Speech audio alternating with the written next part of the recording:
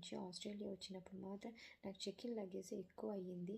So ఆ టైంలో అయితే నేను కొరియర్ చేయించాను. మిగతాదైతే 21 కేజీస్. సో మేము ఉంటుందైతే రీజనల్ ఏరియా.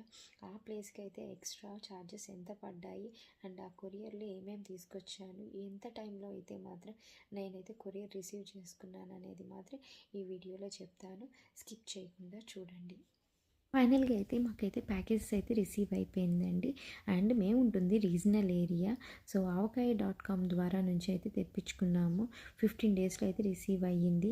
ఓన్లీ మాకు ఎక్స్ట్రా 2500 అయ్యింది. ఎందుకంటే మేము 21 కేజీస్ తెచ్చుకున్నాము. రీజనల్ ఏరియాలో ఉండడం వల్ల 2500 ఎక్స్ట్రా అన్నారు. టోటల్ నాకు 17,000 అయ్యింది. అండ్ మేము తెప్పించుకుంది స్పైసెస్, ఆవకాయ, పసుపు అండ్ సామాన్లు అండ్ బట్టలు అయితే తెప్పించుకున్నామండి. అలాగే ఎవరైనా రావాలి అనుకుంటే మాత్రం ఆస్ట్రేలియాకి నాన్ వెజ్ పికిల్స్ మాత్రం